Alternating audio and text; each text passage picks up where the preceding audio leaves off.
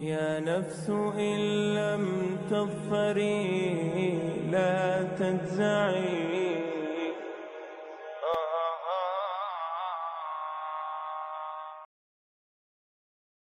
ملة أبيكم إبراهيم.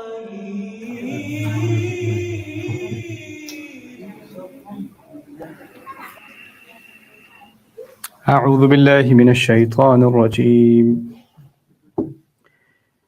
وحاجه قومه قال أتحاجوني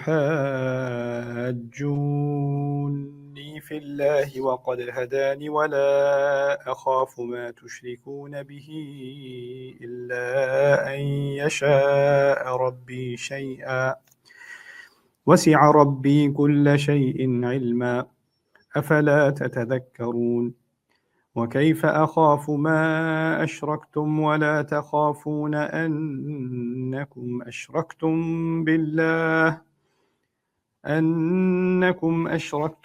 بالله ما لم ينزل به عليكم سلطانا فأي الفريقين أحق بالأمن إن كنتم تعلمون الذين آمنوا ولم يلبسوا إيمانهم بظلم أولئك لهم الأمن وهم مهتدون رب اشرح لي صدري ويسر لي أمري واحلل عقدة من لساني يفقهوا قولي فالحمد لله والصلاة والسلام على رسول الله وعلى آله وصحبه أجمعين.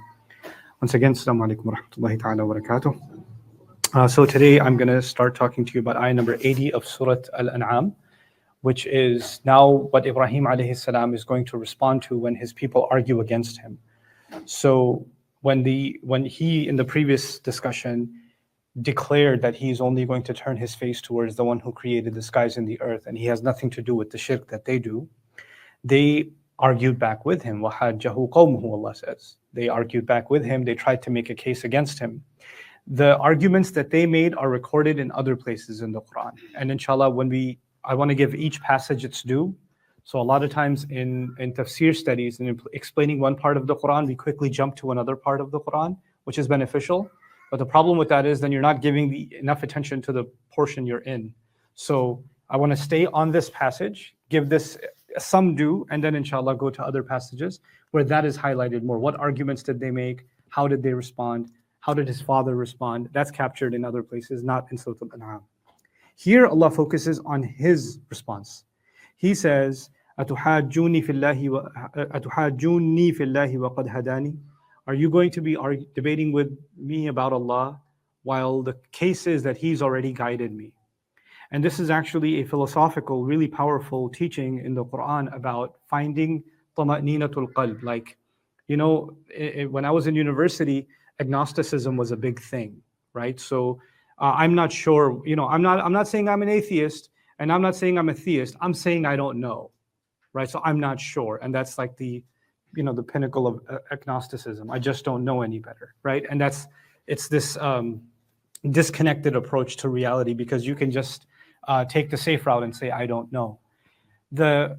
And the problem was that when you study philosophy, all you get are rational arguments for or against the existence of God, and there's kind of this philosophical back and forth. Then steps in new atheism, and especially in the university scene, right? And intellectuals that are making the argument for the lack of existence of God or no evidence for it on the basis of science. That became the new thing, and it's become a pretty dominant theme in many university environments. And actually, by Western academics, there are some responses to that. It's not just that the West is entirely atheist. There are actually some pretty powerful responses from intellectuals in Western society, in American society, Canadian society, European society that respond to that. It's also important to note that the earliest scientists in European, Renaissance were actually strong believers in God. Like some of their most remarkable work was about science, and other work that they did was about God. Like Newton, about 150,000 pages written about God, for example.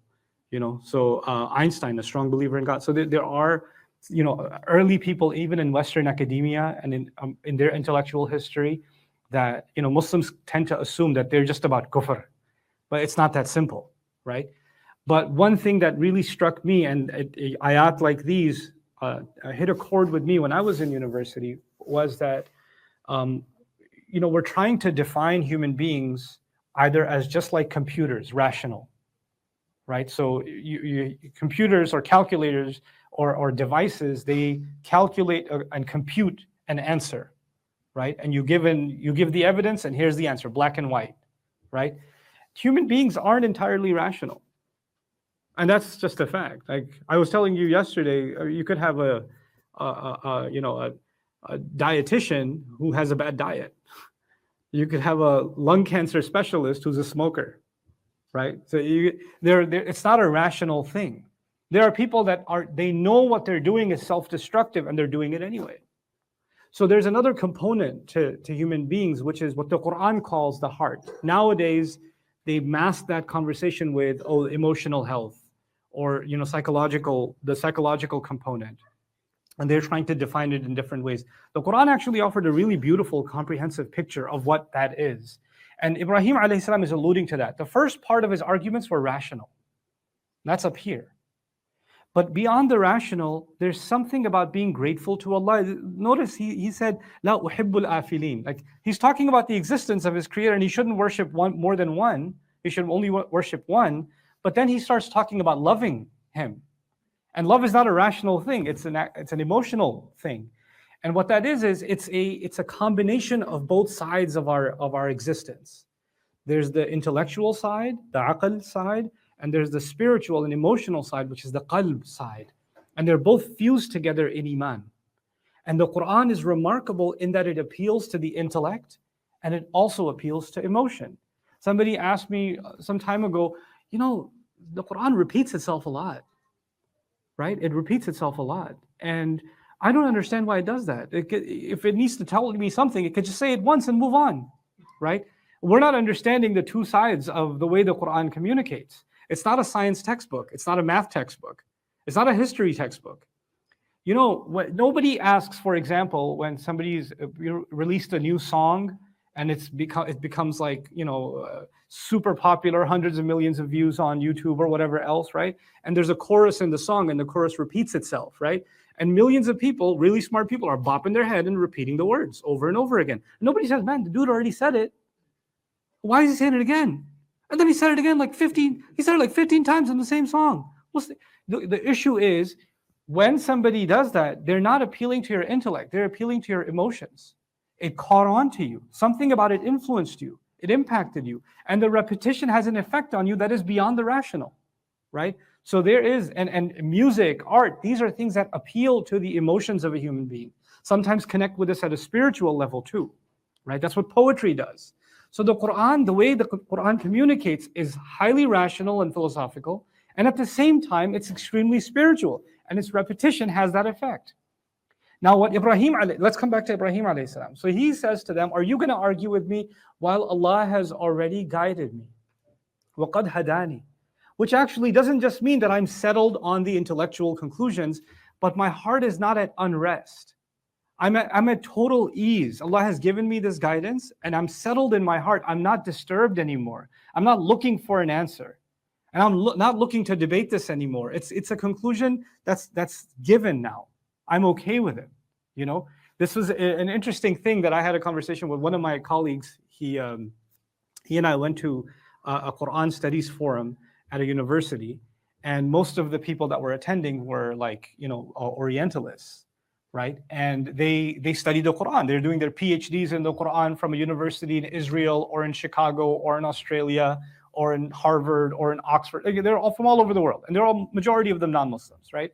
And they're studying the Quran as an interesting body of literature. They're not studying it as believers, right? And we're attending this thing to see what kinds of research are they doing, what are they talking about, that kind of thing. And I was completely comfortable declaring, because they say we approach the text without a bias, right? So we're unbiased as we're approaching the text. And I say openly, actually you do have a bias, and so do I. You have a kufr bias, and I have an iman bias, and I'm okay with that. I'm perfectly comfortable accepting the premise that Quran is the word of Allah. I've already reached that conclusion. Now what you say can't put cracks in that anymore. I'm settled on that. I can build on top of it, right? I've already arrived at that. So what they have is anything is possible from their point of view. Anything is possible except one thing. This cannot be a revelation from God. That's the only thing that's not possible. Every other possible theory we can accept, right? So that's clearly a kufr bias, right? So if you can have a kufr bias and call it neutral, well, I'm going to call mine an iman bias and call that neutral, right? So Ibrahim alayhi salam is coming to them and saying, you want to debate with me? Well, he's already guided me. You're free to debate. It's not going to shake me. وَقَدْ هَدَانِي. And then they take the next step. And what's that next step? وَلَا أَخَافُ مَا تُشْرِكُونَ بِهِ إِلَّا أَنْ يَشَاءَ رَبِّي. I don't fear anything that you put next to Allah except for what Allah wills. Now what's that except for what my Rabb wills? Except for what my master wills. What would he be afraid of? You see, they have these false gods, right? And they say, well, I was reading the other day about Greek mythology and different gods in Greek mythology. And you know what they used to do? Different gods cast different curses on you if you made them angry. Right? So some god came to a woman and tried to have his way with her. She refused him. He cursed her, and now her hair is made of snakes. You know, and anybody who looks at her is going to turn into stone. And another one casts a curse. Nobody will ever believe her. And she tried to warn her people about the Trojan horse, and nobody believed her, and they got destroyed. And nobody will ever. So these gods are just constantly issuing curses. So when Ibrahim alayhi salam refused the idols, I'm pretty sure they came and said, "Don't mess with that one. Oh my God, you will lose all your hair, or this one, you're never going to walk again, and this one, you're never going to have children, or you're going to have deformed children, or you're going to be miserable the rest of your life." There are different curses for different gods. Don't mess with them, right? And he's like, that stuff doesn't scare me. These myths, these fantasies you have, they don't scare me. This stuff is not scary. But there is another part that is, in fact, tangible and scary, because part of what they believed in their shirk is they gave divine authorities to certain people that can cause harm. Like Fir'aun was given divine authority, right? He claimed he's a god. And if you defy Fir'aun, he can kill you. The idol is not going to come and kill you, but Fir'aun can. And the villagers, because of their shirk, can take Ibrahim alayhi salam and mob him to death. So there are some things that are humanly scary about this defiance. So he includes that exception when he says, إِلَّا أَنْ يَشَاءَ رَبِّي وَسِعَ كُلَّ شَيْءٍ عِلْمًا. My master has encompassed everything in his knowledge, in terms of knowledge. أَفَلَا تَتَذَكَّرُونَ. Then why is it that you people make no effort to try and remember? Another very deep thing that Ibrahim alayhi salam says. I'm going to take 8 extra minutes today, you'll bear with me. So he says here, why don't you make an effort to remember? Now the thing is, if he's introducing them to the concept of God and the concept of one God, then he's giving them supposedly new information. Then why is he saying, why don't you remember? Why don't you make an effort to remember? You see, the word remembrance is used when I knew something and I forgot about it. And then I'm reminding you and you say, hey, how come you don't remember? Right? When I'm informing you of something new, I don't say, how come you don't remember? So that word, that phrase by Ibrahim alayhi salam is also very telling. He's telling his people that deep inside your conscience, when Allah created your souls, He put iman of Himself in you. And He had questioned you about His existence before you even came on this earth. Alastu bi rabbikum qalu bala shahidna. In Surah Al-A'raf, which is coming in the next ayah. It's like it's answering this question, right? Am I not your master? All of humanity replied to Allah, in fact, you are our Rabb. And then we came on this earth, and something inside us is seeking that truth constantly. And so what Ibrahim alayhi salam is telling his people is, if you truly try to go into the depths of your own soul, into the depths of your own heart, you'll remember something that's there, that you are ignoring when you do the shirk. There's something, it's not new information, it's reinforcement of existing information. And this is by way of a parable, what Allah describes in Surah An-Nur when He says, Nurun ala nur, light on top of light, the light of revelation on top of the light that already exists inside of a person, inside the heart of a person, right? So that's why He says, أَفَلَا تَتَذَكَّرُونَ. But now the heavy part, which inshallah I'll spend some more time on tomorrow, but I definitely want to introduce you to it today. And that is, He says, وَكَيْفَ أَخَافُ مَا أَشْرَكْتُمْ. How can I be afraid of something that you create partners with Allah with? The shirk that you've done, the false gods that you've given divinity to, how can I be afraid of them? وَلَا تَخَافُونَ أَنَّكُمْ أَشْرَكْتُمْ بِاللَّهِ. And while you people aren't afraid that you've actually done shirk with Allah. I should be afraid of your false gods while you're not afraid of the true God?